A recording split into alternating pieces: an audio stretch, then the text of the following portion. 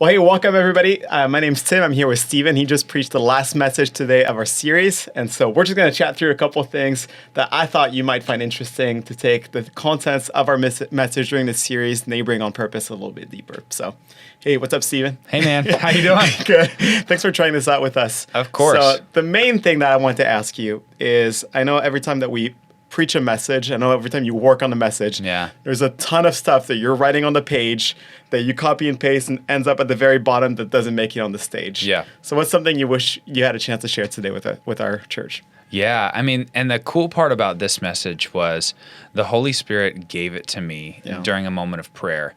We were doing our staff prayer on Wednesday morning, and I just started scribbling things down that started coming to my mind. And then all of a sudden I had all these ideas from my personal life that came inside and kind of coincide with it. But one of the things that I really wanted to lean into, because we talk about what it looks like for us to invite people that maybe betray us to the table. So this question of like, would you invite Judas to sit at your table? I don't know if everybody knows this about me, but I used to own a restaurant out in Minnesota. And that's right. Yeah. we had this moment where we were working the counter and doing our thing, and this young man came up and was like standing like he was going to order, and then when the staff turned their back, he reached into the tip jar and stole all the money. Now, it wasn't a ton of money, but for my staff, they were super frustrated. And we had security cameras, and so I put all the security cameras on, and we figured out that the dude stole the money with his girlfriend sitting right around the corner. Nice. And you tracked him down. So we tracked him down and brought him back, and we had this beautiful exchange where we could have like decided to prosecute him and like get the police involved because we had all the evidence, or we could do what Elisha did, feed him. And I was going to talk about how typically for us, we view those stories or these stories in the Bible as like great examples, but we stole our identity away from the way that God gave it to us. Because in Genesis, it says that we were made in His image.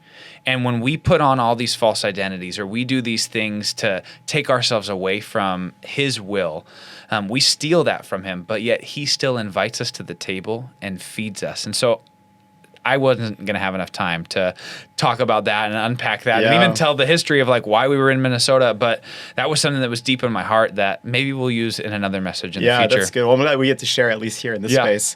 I had another question for you, which is like thinking about the consequence of the things that we're asking people to apply here. Yeah.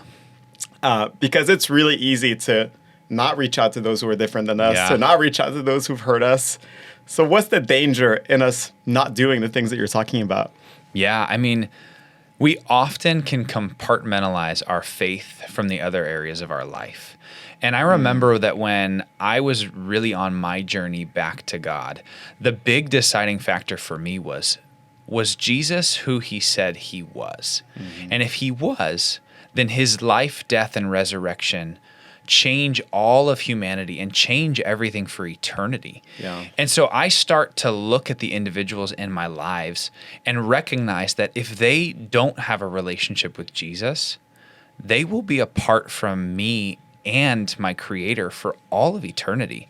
And that is not something I want for any person that I love. I would much rather go through an uncomfortable conversation or an awkward moment at work to share that I believe there's a God that loves them rather than miss an opportunity that might be the last one that I have. And I think one of the things that the author of the book, The Gospel Comes with a House Key, Rosaria Butterfield, writes in her book, she says, God never gets the address wrong. Yeah. And it's not just your neighbor, but it's at all the areas where we live, work, study, and play. The coworker that sits next to you, you're there for a reason to talk to them. Yeah. And how terrible it would feel to like miss an opportunity that God might have given to you to be the one thing that helps people find a relationship with Him and spend eternity together. Yeah, that's good. What this makes me reflect on is, like, I think all of us have this desire to want to make a difference. Yeah.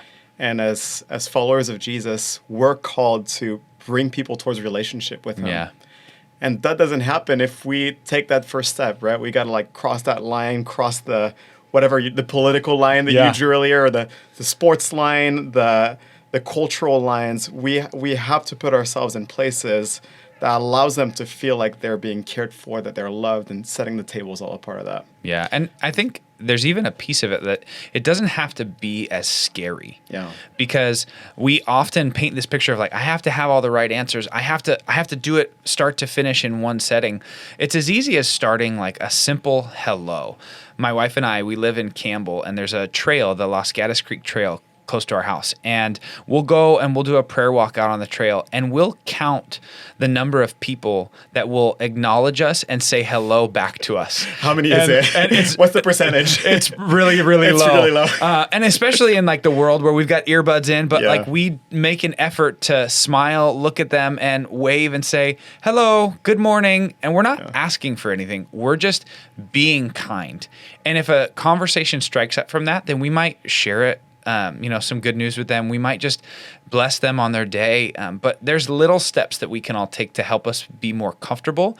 And then in our neighborhoods, our workplaces, where we're at school, like that helps us actually start to do these a little bit more better because we're focused on relationship rather than checking a box or accomplishing the task. We can't save anybody. Yeah. God saves people. It's our job to love them. Yeah, that's good. Awesome. Well, hey, I wanted to give you an opportunity to apply the things that you're teaching about today. Yeah. So, as a Dodgers fan, here's your opportunity to reach across the aisle to make a difference, impact your neighbors. Yes. Are you going to do it? I will gladly do it. I am a Bay Area native now, and I will gladly cheer on the Giants when they're not playing the Dodgers. All right. Well, you saw it here first. Thanks for joining us today. Hope you enjoyed this. See ya. Wow. Took it that level, huh?